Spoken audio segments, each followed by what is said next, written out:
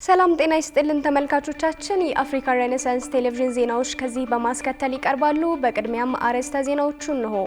በሰባተኛ ጠቅላላ ምርጫ ላይ ከምርጫና ወንጀል ሕጉ በተጻራሪነት ሊፈጸሙ የሚችሉ የሕግ ጥሰቶች ላይ አፋጣኝ ምላሽ መስጠት የሚያስችል ዝግጅት መደረጉ ተገለጸ። ስምረት ፓርቲ በትግራይ ክልል እየተካሄደ ነው ያለውን የመንግስት ንብረት ሽያጭ ተቃወመ። አሜሪካ በስሪላንካ የባህር ዳርቻ ላይ ሲቀዝፍ በነበረ የኢራን የጦር መርከብ ላይ በፈጸመችው ጥቃት 87 የኢራን የባህር ኃይል አባላት መገደላቸው ተነገረ።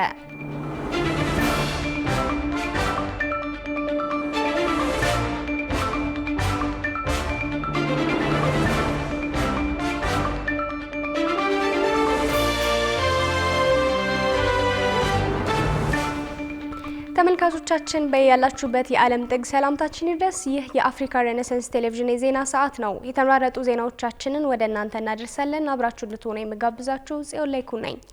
ወደ ቀዳሚው ዜናችን ስናልፍ በሰባተኛ ጠቅላላ ምርጫ ላይ ከምርጫና ወንጀል ሕጉ በተጻራሪነት ሊፈጸሙ የሚችሉ የሕግ ጥሰቶች ላይ አፋጣኝ ምላሽ መስጠት የሚያስችል ዝግጅት መደረጉ ተገለጸ። የፍትህ ሚኒስቴር ሀና አርአያ ስላሴ እንደገለጹት በተፎካካሪ የፖለቲካ ፓርቲዎች መካከል ጤናማ የፉክክር ምህዳር ሊፈጠር ይገባል ብለዋል። ብዙነህ እንዳለ ዝርዝር አለው። የዲሞክራሲያዊ ተቋማት ሪፎርም የኢትዮጵያን ብሔራዊ ምርጫ ቦርድን የምርጫ አስተዳደር አቅም በማጎልበት ጤናማ የፖለቲካ ፉክክር እንዲፈጠር እያደረገ መሆኑን የፍትህ ሚኒስትር ሀና አርአያ ስላሴ ገልጸዋል። በሰባተኛው ጠቅላላ ምርጫ ላይ ከምርጫና ወንጀል ሕጉ በተጻራሪነት ሊፈጸሙ የሚችሉ የሕግ ጥሰቶች ላይ አፋጣኝ ምላሽ መስጠት የሚያስችል ዝግጅት መደረጉንም አስታውቋል። የኢትዮጵያ ብሔራዊ ምርጫ ቦርድ ግንቦት 24 ቀን 2018 ዓ.ም ሰባተኛውን ጠቅላላ ምርጫ ለማካሄድ እየሰራ እንደሚገኝ ይፋ አድርጓል። በዚህም በቦርዱ እውቅና ተሰጥቷቸው የተመዘገቡ የፖለቲካ ፓርቲዎች በምርጫው ለመፎካከር የምርጫ ምልክትና ርዕዮተ ዓለማቸውን እያስተዋወቁ ይገኛሉ። የፍትህ ሚኒስትር ሀና አርአያ ስላሴ እንደገለጹት የፍትህ ሚኒስቴርና ተጠሪ ተቋማት ሰባተኛውን ጠቅላላ ምርጫ ነጻ፣ ፍትሐዊና ገለልተኛነቱን ለማሳካት አስፈላጊውን ዝግጅት መደረጉን ተናግረዋል። በዚህም ከምርጫና ከወንጀል ሕጉ በተጻራሪነት ሊፈጸሙ የሚችሉ ሕገወጥ ተግባራት ላይ አፋጣኝ ምላሽ መስጠት የሚያስችል የፌዴራልና የክልል ባለድርሻ ተቋማት ምክክር በማድረግ ዝግጅት መደረጉን ገልጸዋል። በእኛ በኩል እንደ ፍትህ ሚኒስቴር ተጠሪ ተቋማት፣ ሌሎችም በእኛ ዙሪያ ያሉ ተቋማት ለምርጫው ዝግጅት አድርገናል። ለተባለው ነጻ፣ ፍትሐዊ፣ ገለልተኛ እንዲሆን የሁላችንም ኃላፊነት አለ።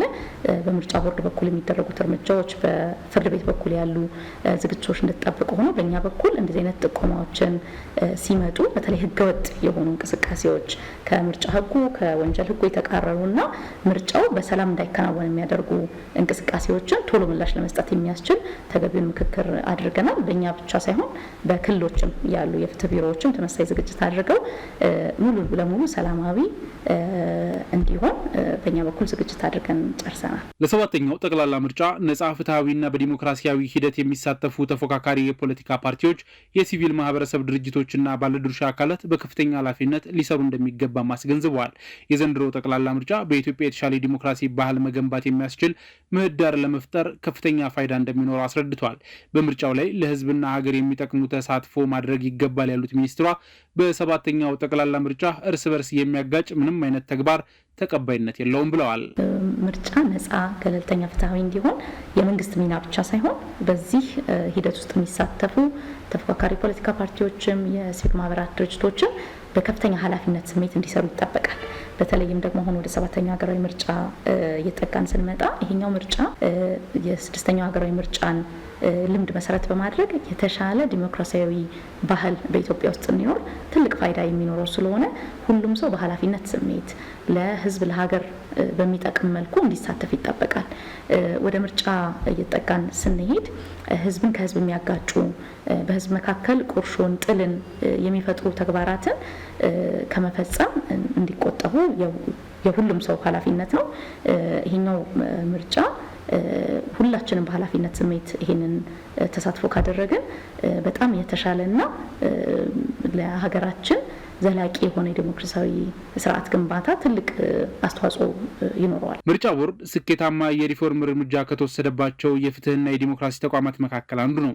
በምርጫ ቦርድ የተወሰደው መሰረታዊ የለውጥ እርምጃም በገለልተኛነት ምርጫን ነጻ፣ ፍትሃዊ፣ ዲሞክራሲያዊነትን የሚያስጠብቅ ምቹ ምህዳር በመፍጠር ለዲሞክራሲ ስርዓት ቁልፍ ሚና እንዲወጣ ማድረጉንም ገልጸዋል። በኢትዮጵያ ብሔራዊ ምርጫ ቦርድ የተደረጉ የህግ ማሻሻያና የኃላፊዎች ሹመትም ገለልተኛነትን በተፎካካሪ የፖለቲካ ፓርቲዎች መካከል ጤናማ የፉክክር ምህዳር በመፍጠር ወሳኝ ለውጥ ማምጣቱንም ተናግረዋል። በመንግስት በኩልም የምርጫ ሂደቱ ነጻ፣ ፍትሃዊና ገለልተኛ ለማረጋገጥ ለምርጫ ቦርድ ተፎካካሪ ፓርቲዎችና የሲቪል ማህበረሰብ ድርጅቶች ተገቢውን ድጋፍ እየተደረገ እንደሚገኝም ተናግረዋል። ስምረት ፓርቲ በትግራይ ክልል እየተካሄደ ነው ያለውን የመንግስት ንብረት ሽያጭ ተቃወመ። ፓርቲው በጽሁፍ ባወጣው መግለጫ በክልሉ የሚገኙ ባለሀብቶችና ባንኮች ፓርቲው ህገወጥ ነው ሲል በጠራው አሰራር ተሳታፊ እንዳይሆኑ ጥሪውን አቅርቧል። ዮናስ ግርማ ዝርዝር አለው። አቶ ጌታቸው ረዳ የሚመሩት የትግራይ ዲሞክራሲያዊ ስምረት ፓርቲ በትግራይ ክልል አሁናዊ ፖለቲካ ሁኔታ ዙሪያ በትግርኛ ቋንቋ ባወጣው መግለጫ በትግራይ በስልጣን ላይ ያለው ኃይል ከህግ ውጭ የመንግስትና የህዝብ ሀብት የሆኑ ተቋማትና መሬቶችን ለግል ባለሀብቶች ለመሸጥ እየተንቀሳቀሰ ነው ሲል ከሰዋል። ፓርቲው በማህበራዊ ድረገጹ ባወጣው መግለጫ እንዳመለከተው አስተዳደሩ የየካቲት ወር የሰራተኞችን ደሞዝ ሳይከፍል፣ በሌላ በኩል ግን ከሰራተኞች ወራዊ ደሞዝ ቢያንስ 20 በመቶ እንዲቆረጥ መመሪያ ወርዷል ያለ ሲሆን ይህም ሳይበቃው ገቢ ማሰባሰብ በሚል ስም ታሪካዊ ቅርሶችንና ስትራቴጂካዊ የህዝብ ተቋማትን በአራዥ ለመሸጥ ዝግጅት እያደረገ ነው በማለት ገልጿል። ለሽያጭ ቀርበዋል ተብለው በስም ከተጠቀሱት ተቋማት መካከል የመቀሌ ኤፍኤም ሬዲዮ ጣቢያ ጽህፈት ቤት፣ ታሪካዊው መነን ሆቴልና በኩሃ የሚገኘው ትርንጎ ሆቴል፣ ሜጋ የህትመት ድርጅትና የፖሊስ ኦርኬስትራ ሰፋፊ የመንግስት ይዞታ ያላቸው መሬቶች ይገኙበታል ተብሏል። ድርጅቱ በመግለጫው እነዚህ ንብረቶች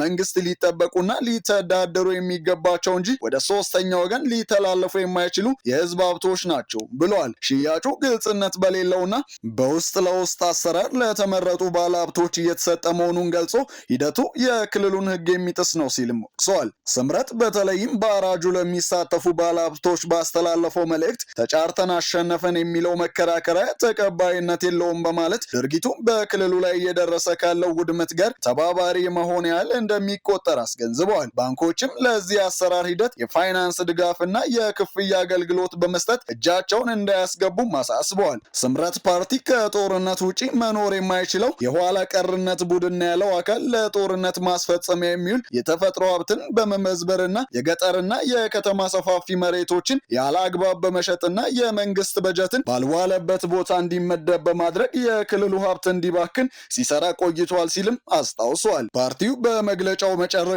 የክልሉ ህዝብና ወጣቶች ይህንን ህገወጥ የአራጅ ሂደት በንቃት እንዲከታተሉና እንዲታገሉ ጥሪ አቅርበዋል። አሜሪካ በስሪላንካ የባህር ዳርቻ ላይ ሲቀዝፍ በነበረ የኢራን የጦር መርከብ ላይ በፈጸመችው ጥቃት 87 የኢራን የባህር ኃይል አባላት መገደላቸው ተነገረ። በሌላ በኩል ደቡብ አፍሪካ በአሜሪካ እስራኤልና ኢራን መካከል ያለውን ግጭት ለማሸማገል ዝግጁ መሆኗን አስታውቃለች። የውጭ ትንታኔና ዓለም አቀፍ ጉዳዮች ዘጋቢያችን ቃል ኪዳን ይጥና ጉዳዮቹን በዝርዝር ይዟቸዋል። Israel are obliterating Iran's military and targeting its leaders this morning as the war continues to expand. ዩናይትድ ስቴትስ እስራኤሎች ኢራንን እንደገና ጠቁ። የሃይማኖት መሪ ከፖለቲከኛ፣ ጦረኛ ከእስረኛ፣ ህፃን ካዋቂ፣ ሴት ከወንድ ሳይለዩ ከ1000 በላይ ኢራናውያንንም ገደሉ። የጾም ጸሎት ፈጣሪን መማለጃውን የተከበረው የረመዳን ወርን በደም አበላም አጨቀዩት፣ በአስከሬን አጎደፉት። ፕሬዝዳንት ዶናልድ ትራምፕም ከፖለቲከኛነታቸው ይልቅ እንደ ቱጃርነታቸው ፎከሩ። ጦራቸው ደም ጠጥቶ ደም የሚጠማውን አስከሬን ቀብሮ አስከሬን የሚቆጥረውን ያን ምድር በጀት ሄሊኮፕተር፣ ቦምብ፣ ሚሳኤል አረር እንደገና ያጋየው ገባ። እንደ አብዛኛው የአይሁድ አረብ ሀገር ሁሉ ፋርስ ድሮ እንደ ጥንቱ ነበር። ዘንድሮም እንደ ድሮው የመገዳደል የመበቃቀሉን ዑደት ቀጥሏል። Iran is continuing its strategy of firing missiles and cheap explosive drones across the Middle East and beyond. አሜሪካ በስሪላንካ የባህር ዳርቻ ላይ ሲቀስፍ በነበረ የኢራን የጦር መርከብ ላይ በፈጸመችው ጥቃት ቢያንስ 87 የኢራን የባህር ኃይል አባላት መገደላቸው የተነገረ ሲሆን ድርጊቱ በአሜሪካ እስራኤልና ኢራን መካከል ከመብረድ መስከን ይልቅ እየተፋፋመ የመጣውን ቀጠናዊ ውጊያ ውድመት ምስቅልቅል ትርምስ ይበልጥ ያባብሰዋል ተብሏል። የኢራን የውጭ ጉዳይ ሚኒስትር አባስ አራጋቺ አሜሪካ በህንድ ውቅያኖስ በስሪላንካ የባህር ዳርቻ ላይ ሲቀስፍ በነበረ የኢራን የጦር መርከብ ላይ የፈጸመችውን ጥቃት በባህር ላይ የተፈጸመ አሰቃቂ ወንጀል ሲሉ ያወገዙት ሲሆን አክለውም ቃሌን ያዙ፣ አሜሪካ ላስቀመጠችው ለዚህ አደገኛ ቅድመ ሁኔታ መራር ጽዋ ይገጥማታል ሲሉ ዝተዋል። ዴና የተሰኘችው የኢራን ፍሪጌት ወይም የጦር መርከብ በአሜሪካ ባህር ሰርጓጅ መርከብ ጥቃት የደረሰባት ከኢራን የባህር ዳርቻ 2000 ማይልስ ርቆ በስሪላንካ አቅራቢያ በሚገኝ ዓለም አቀፍ የባህር ክልል ውስጥ ሲሆን እንደ ፔንታገን መግለጫ ከሁለተኛው የዓለም ጦርነት በኋላ በአሜሪካ ባህር ሰርጓጅ መርከብ በቶርፒዶ ተመቶ የሰጠመ የመጀመሪያው ግዙፍ መርከብ ነው። አሜሪካና እስራኤል የሚፈጽሙትን ጥቃት አጠናክረው በቀጠሉበት በአሁኑ ጊዜ የኢራን ባለስልጣናት የጠቅላይ መሪያቸውን አያቶላ አሊ ሀሚኒን የቀብር ስነ ስርዓት ወደ ሌላ ጊዜ ማስተላለፋቸውም ተነግሯል። የኢራን እስላማዊ የፕሮፓጋንዳ ማስተባበሪያ ምክር ቤት ኃላፊ የሆኑት ሰይድ ሞህሴን ታስኒም ለተባለው ዜና ወኪል እንደተናገሩት የቀብር ስነ ስርዓቱ አመቺ ጊዜ እስኪፈጠር ድረስ እንዲዘገይ ተደርጓል። ለስድስተኛ ቀን ዛሬ በቀጠለው ጦርነት ኢራን እስራኤልን ጨምሮ ወደ ተለያዩ የመካከለኛው ምስራቅ አገራት ሚሳኤሎችን እያስወነጨፈች ሲሆን አሜሪካና እስራኤልም በኢራን ላይ የሚፈጽሙትን ጥቃት ቀጥለዋል። Tonight, just 3 days after the killing of Ayatollah Khamenei, Iranian state media says a final vote is underway. የበንዲ እንዳለ ደቡብ አፍሪካ በአሜሪካ እስራኤልና ኢራን መካከል ያለውን ግጭት ለማሸማገል ዝግጁ መሆኗን አስታውቃለች። የደቡብ አፍሪካው ፕሬዝዳንት ሲሪል ራማፎሳ ሀገራቸው ጥያቄ ከቀረበላት በመካከለኛው ምስራቅ እየተባባሰ የመጣውን ግጭት ለማሸማገል ዝግጁ መሆኗን የገለጹ ሲሆን ፕሪቶሪያ ግጭቱን ለማርገብ የተኩስ አቁም እንዲደረግ የሚጠይቅ መግለጫ ማውጣቷንም ጠቁመዋል። ማንኛውንም አይነት መግባባት በንግግር መፍታት ሁልጊዜም ቢሆን ምርጡና የተሻለው መንገድ መሆኑን በአጽንኦት የተናገሩት ራማፎሳ በአሁኑ ወቅት በመካከለኛው ምስራቅ እየሆነ ያለው ነገር እጅግ አስከፊና አደገኛ መሆኑን በማመላከት ግጭቱ ከቀጠናው አልፎ ወደ ሌሎች አካባቢዎች ሊዛመት እንደሚችል ስጋታቸውን ገልጸዋል። የደቡብ አፍሪካው ፕሬዝዳንት ሲሪል ራማፎሳ የአፍሪካን የሰላም ልዑክ በመምራት እንደ ግሪጎሪያኑ አቆጣጠር የካቲት 24 2022 በሩሲያና ዩክሬን መካከል የተቀሰቀሰውን ግጭት ለማስቆም በኪየቭና በሞስኮ ተገኝተው ፕሬዝዳንት ዜሌንስኪ ና ፕሬዝዳንት ቭላዲሚር ፑቲንን አነጋግረው መለሳቸው የሚታወስ ነው። የደቡብ አፍሪካውን ፕሬዝዳንት ግን ያኔም ሆነ ዛሬ የሰላም ጥሪ የሰማ እንጂ የተቀበለ የለም። ኢትዮጵያ ወራሪውን የዚያድ ባሬ ጦር ድል የነሳችበት የካራማራ ድል በደማቅ ቀለም የተጻፈው ከ48 ዓመታት በፊት ልክ በዛሬው ዕለት ነበር። ሩሃ ግርማ የካራማራን ድል አስመልክቶ ያዘጋጀችላችሁ ዝርዝር ዘገባ አለ። አንድነት የቆመው የአፍሪካ አንድነት ድርጅት የሶማሊያን የእብሪት ወረራ አውቆ ነው። የኦጋዴን ጦርነት ተብሎ የሚታወቀው በኢትዮጵያና ሶማሊያ መካከል የተደረገው ጦርነት የካቲት 26 በ1970 ዓ.ም ነበር የተጠናቀቀው። በ1966 ዓ.ም ሶማሊያ የአረብ ሊግን ተቀላቅላ የነበረ ሲሆን በወቅቱ የሶማሊያ መሪ የነበረው ሜጀር ጀነራል ዚያድ ባሬ ኢትዮጵያን ወረረ። የኢትዮጵያ መንግስት ደግሞ ከዩናይትድ ስቴትስ ጋር ወዳጅነት የነበረው ሲሆን በወቅቱ በቀዝቃዛ ጦርነት ውስጥ የነበሩት ሶቪየት ህብረትና አሜሪካ ምስራቅ አፍሪካ ገቡ። ፕሬዝዳንት አብዲራሺድ አሊ ሸርማኬን በመፈንቅለ መንግስት ጥሎ ስልጣን የጨበጠው የዚያድ ባሬ መንግስት ድንበር ማስፋፋት ዋነኛ ዓላማው እንደነበረና ወሳኟ ቦታ ደግሞ ኦጋዴን እንደነበረች የታሪክ መዛግብት ይጠቁማሉ። ኦጋዴን ሰፍሮ የሽምቅ ውጊያ ያካሄደ የነበረው የምዕራብ ሶማሌ ነጻ አውጪ ግንባር የጦርነቱ መባቻ ተደርጎ የሚቆጠረውን ጥቃት ኢትዮጵያ ላይ ሰንዝሮ በመቀጠልም ጦሩ በሶቪየት ህብረት የጦር መሳሪያ ታግዞ ወደ ኦጋዴን ገስግሷል። በወቅቱ ከንጉሱ አገዛዝ ወደ ወታደራዊ ደርግ የተሸጋገረች ኢትዮጵያ በይፋ ራሷን ማርክሲስት ስትል አውጃ ወዳጅነቷም ከሶቪየት ህብረት ጋር ሆነ። አሜሪካ ደግሞ ድጋፏን ለሶማሊያ ያደረገች።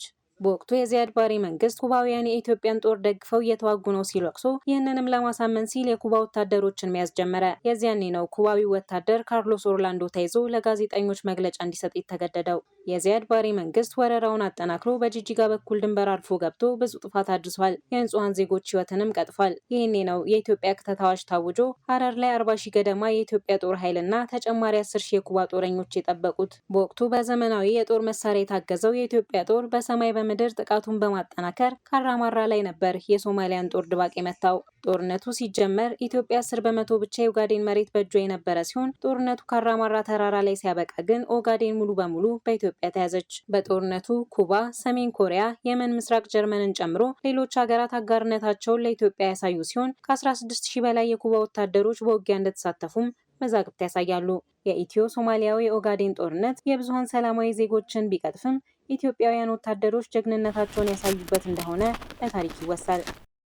በቀጣይ 10 ቀናት የተለያዩ አካባቢዎች ከቀላል እስከ ከባድ ዝናብ ሊያስተናግዱ ይችላሉ ተባለ። የኢትዮጵያ ሜትሮሎጂ ኢንስቲትዩት በቀጣይ 10 ቀናት በተለያዩ የሀገሪቱ አካባቢዎች ከቀላል እስከ ከባድ ዝናብ ሊያገኙ እንደሚችሉ አስታውቋል። ጌታውን አበበ ዝርዝር አለው። በሚቀጥሉት 10 ቀናት አዲስ አበባን ጨምሮ በአብዛኛው የኢትዮጵያ ክፍሎች ከቀላል እስከ ከባድ መጠን ያለው ዝናብ እንደሚኖር የኢትዮጵያ ሜትሮሎጂ ኢንስቲትዩት አስታውቋል። አሁን ያለንበትን ወር ጨምሮ እስከ ግንቦት ድረስ በሚዘልቀው የበልግ ወቅት ሰሞኑን እየተስተዋለ ያለው የአየር ሁኔታ ለውጥ የሚጠበቅ መሆኑን ኢንስቲትዩቱ ይፋ አድርጓል። ወቅቱ የደቡብ አጋማሽ የሀገሪቱ ክፍል፣ ሶማሌ ክልል ደቡባዊ ክፍል፣ የጉጂና ቦረና ዞኖች፣ የሲዳማ ክልል ዞኖች፣ የደቡብና ደቡብ ምዕራብ ክፍሎች እስከ 55 በመቶ የሚሆነውን የዝናብ መጠን የሚያገኙበት ዋነኛ የዝናብ ወቅታቸው መሆኑም ተገልጿል። ከዚህ ጋር በተያያዘ በኢትዮጵያ ሜትሮሎጂ ኢንስቲትዩት የትንበያ ዘርፍ ምክትል ዋና ዳይሬክተር ዶክተር አሳምነው ተሾመ ለጣቢያችን አፍሪካን ሬኔሳንስ ቴሌቪዥን እንደገለጹት አሁን ያለንበት ወቅት የበልግ ወቅት በመሆኑ በሀገራችን የተለያዩ አካባቢዎች ዋነኛ የዝናብ ወቅታቸው እንደሆነ ተናግረዋል። በልግ ወቅት ነው። በልግ ደግሞ ከየካቲት እስከ ግንቦት ያሉትን ወራት የሚያጠቃልል ሆኖ በተለይም ለደቡብ አጋማሽ የሀገራችን አካባቢዎች ማለትም ለሀገራችን ሶማሌ ክልል ደቡባዊ ክፍል፣ ለቦረና ዞኖች፣ ለጉጂ ዞኖች፣ ለደቡብ ኢትዮጵያና ለደቡብ ምዕራብ የሀገራችን አካባቢዎች ዋነኛ የዝናብ ወቅታቸው ነው። ከአመታዊ የዝናብ መጠኑም እስከ 55 በመቶ የሚደርስ የዝናብ መጠንና ስርጭት የሚስተዋለው ለእነዚህ አካባቢዎች በዚህ በበልግ ወቅት ነው ማለት ነው። በተጨማሪም በልግ ለምስራቅና ደቡብ ትግራይ ዞኖች፣ ለምስራቅ አማራ ዞኖች፣ ለመካከለኛ የሀገራችን አካባቢዎች አዲስ አበባን ጨምሮ እንደዚሁም ለማዕከላዊ ኢትዮጵያ ክልል ዞኖችና ለምስራቅ የሀገራችን አካባቢዎች ሁለተኛ የዝናብ ወቅታቸው ነው ማለት ነው። በመሆኑም የኢትዮጵያ ሜትሮሎጂ ኢንስቲትዩት በዘንድሮ በበልግ 2018 ዓመተ ምህረት የሚኖረው የዝናብ መጠንና ስርጭት ባለፈው ጥር ወር ላይ የተለያዩ ባለድርሻ አካላት በተገኙበት ይፋ አድርጓል ማለት ነው። በተለይም በዘንድሮ በልግ 2018 በልግ ዋነኛና ሁለተኛ የዝናብ ወቅታቸው በሆኑ የሀገራችን አካባቢዎች መደበኛና ከመደበኛ በላይ የሆነ የዝናብ መጠንና ስርጭት እንደሚኖራቸው ትንበያ ተሰጥቷል ማለት ነው። ከዚህ ባለፈም ከባለፉት 10 ቀናት ጀምሮ ለበልግ ዝናብ መፈጠር ምቹ ሁኔታን የሚፈጥሩ የአየር ሁኔታ ክስተቶች በተለይ በከባቢ አየር ውስጥ ከመጠናከራቸው ጋር ተያይዞ በተለያዩ የሀገራችን አካባቢዎች የደመና ሽፋን መጨመር አስተዋጽኦ አድርጓል ብለዋል። ለእንስሳት የመኖ አቅርቦትን ከማሻር አኳያ እንደዚሁ ደግሞ ለተፋሰሶች የውሃ የመያዝ አቅማቸው ከዕለት ወደ ዕለት እንዲጨምር እጅግ ከፍተኛ ጠቀሜታ ነበረው ማለት ነው። በሚቀጥሉት 10 ቀናትም ለበልግ ዝናብ መፈጠር ምቹ ሁኔታን የሚፈጥሩ የአየር ሁኔታ ክስተቶች ከዕለት ወደ ዕለት እየተጠናከሩና እየተስፋፉ እንደሚሄዱ ነው አሃዛዊ የትንበያ መረጃዎቻችን የሚጠቁሙት። በመሆኑም በልግ ዋነኛና ሁለተኛ የዝናብ ወቅታቸው በሆኑ የሀገራችን አካባቢዎች ላይ ከቀላል እስከ ከባድ መጠን ያለው ዝናብ ይኖራቸዋል ማለት ነው። በተጨማሪም የደቡብና ምስራቅ ትግራይ ዞኖች፣ የምስራቅ አማራ፣ የምስራቅ የሀገሪቱ አካባቢዎች፣ አዲስ አበባና የመካከለኛው ኢትዮጵያ ክፍሎች ሁለተኛ የዝናብ ወቅታቸው መሆኑንና ከሰሞኑም ከከባድ እስከ ቀላል የዝናብ መጠን መመዝገቡን ገልጸዋል። ከዚህ ጋር በተያያዘ ማህበረሰቡ በየዕለቱ የሚኖሩ የዝናብ መጠንና እርጥበት በአግባቡ መጠቀም እንዳለበት ምክትል ዋና ዳይሬክተር አሳስበዋል። ማህበረሰቡ ከወዲሁ እንግዲህ አስፈላጊውን ዝግጅት በማድረግ የበልግ የግብርና የስራ እንቅስቃሴን በተለያዩ አካባቢዎች መጀመር ያስፈልጋል ማለት ነው። በየዕለቱ የሚኖሩ የዝናብ መጠንና ስርጭትና እርጥበት በአግባቡ መጠቀም ያስፈልጋል ማለት ነው። አጠቃላይ በሚቀጥሉት ቀናትም የበልጉ ዝናብ በተለያዩ የሀገራችን አካባቢዎች ላይ ተስፋፍቶ ይቀጥላል ማለት ነው። ይሁን እንጂ የሚኖረው ዝናብ እጅግ ከፍተኛ ቢሆን በሚቀጥሉት ቀናት ያን ያህል አሉታዊ ተጽዕኖ አይጠበቅም ማለት ነው። ምክንያቱም ገና ዝናቡ እየጀመረ ስለሆነ ከአሉታዊ ጎኑ ይልቅ በሚቀጥሉት ቀናት አዎንታዊ ጎኑ እጅግ የሰፋና እጅግ ከፍተኛ ጠቀሜታ የሚኖረው ነው ማለት ነው። በሌላ በኩል የበልግ ወቅት የቀኑ ሙቀት በጋምቤላ፣ ሰመራ፣ በቋራ፣ ቀብሪ ዳህርና ጎዴ የቀኑ ከፍተኛ የሙቀት መጠን ከ35 እስከ 41 በመቶ ሆኖ መመዝገቡንም አስታውቋል። ኩሶ ኢንተርናሽናል በኢትዮጵያ ሴት ልጆችን በተለያዩ ዘርፎች ለማብቃት ላለፉት 6 ዓመታት ያከናወነውን ፕሮጀክት ማጠናቀቁን ገለጸ።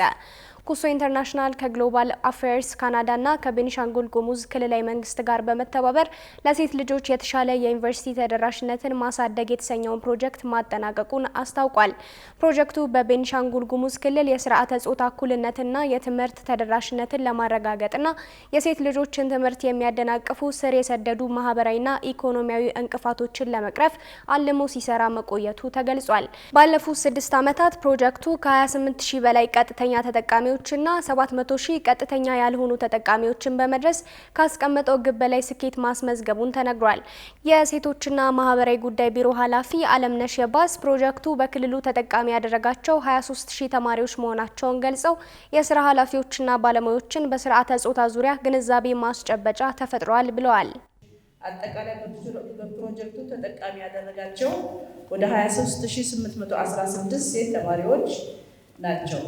ለሴት ተማሪዎች ቁሳቁስ፣ ደብተር፣ ዩኒፎርም፣ ጫማ፣ ቦርሳ የመሳሰሉትን ድጋፍ ሲያደርግ የነበረ ሲሆን ለክልል ከፍተኛ የስራ ኃላፊዎችና ባለሙያዎች በስርዓተ ጾታ ዙሪያ ለፕሮጀክቱ ተጠቃሚዎች እንዲሁም ለስርዓተ ጾታ ዙሪያ ተከታታይ ግንዛቤ ማስጨበጫ ተፈጥሯል። የክልሉ የትምህርት ቢሮ ምክትል ኃላፊ በሽር አብድራሂም ኩሶ ኢንተርናሽናል በክልሉ በ7 ሁለተኛ ትምህርት ቤቶች ውስጥ ለ1000 ለሚሆኑ ተማሪዎች ድጋፍ በማድረግ ለዩኒቨርሲቲ ማብቃቱንም ገልጸዋል። አጠቃላይ በ7 ሁለተኛ ደረጃ ትምህርት ቤቶች ውስጥ 1000 የሚሆኑ ሴት ተማሪዎችን ሁለንተናዊ ድጋፍ በማድረግ ለዩኒቨርሲቲ ለማብቃት የጀመረው ግብ ዛሬ በስኬት ተደምድሞ ለማየት በቅተናል። ከትምህርት ድጋፍ ባለፈ በስርዓተ ጾታ እኩልነት ዙሪያ የግንዛቤ ለውጥ በማምጣት ረገድም ስኬታማ ተልዕኮውን አጠናቋል ተብሏል። ክቡራትና ክቡራን ተመልካቾቻችን አሁንም የአፍሪካ ሬኔሳንስ ቴሌቪዥን ዜናዎች እንደቀጠሉ ናቸው። ወደ ቀጣዮቹ ጉዳዮቻችን ከመሻገራችን በፊት ይፋዊ የማህበራዊ ገጾቻችንን ልናስታውሳችሁ ወደድን። በቴሌቪዥን ስርጭት ያለፏችሁን ፕሮግራሞቻችንን ከ1.8 ሚሊዮን በላይ ሰብስክራይበሮች ባሉት አርትስ ቲቪ ወርልድ የዩቲዩብ ገጻችን በኩል ልትከታተሉን ትችላላችሁ። በተጨማሪም በርካታ ተከታዮችን ባፈራንባቸው በፌስቡክ፣ በቀድሞ ትዊተርና በአሁኑ ኤክስ እንዲሁም በቲክቶክና ኢንስታግራም ገጾቻችን በኩል ቤተሰብ መሆን ትችላላችሁ። ከቆይታ በኋላ ኢትዮጵያ የዓለማችን ታዋቂ አትሌቶች የሚሳተፉበትን ዓለም አቀፍ የአትሌቲክስ ውድድር እንድታዘጋጅ መመረጧን ጨምሮ የተመራረጡ ስፖርታዊ መረጃዎችን ወደ እናንተ እናደርሳለን። ይጠብቁን። ዘማይ ጉዞ በኤሌክትሪክ መኪኖች የሜትር ታክሲ አገልግሎት ሊጀምር መሆኑን አስታወቀ። ዘማይ ኢምፖርት ኤክስፖርት በራሱ ዘመናዊ መኪኖችና አሽከርካሪዎች አገልግሎት የሚሰጠውን ዘማይ ጉዞ የተሰኘ የሜትር ታክሲ የትራንስፖርት አገልግሎት በቅርቡ ለሕዝብ ክፍት እንደሚያደርግ አስታውቋል። ድርጅቱ ለአገልግሎቱ የሚውሉ 1680 ዘመናዊ የኤሌክትሪክ መኪኖችን ወደ ሀገር ውስጥ በማስገባት ለስራ ዝግጁ ማድረጉን ገልጿል። ድርጅቱ ለአገልግሎቱ ቀልጣፋነት ይረዳው ዘንድ የራሱ የሆነ የገመድ አልባ የባትሪ መሙያ ወይም የቻርጅ ጣቢያ፣ ዘመናዊ ጋራዥና የመኪና ማጠቢያ አገልግሎቶችን አሟልቶ ወደ ስራ መግባቱም ተገልጿል።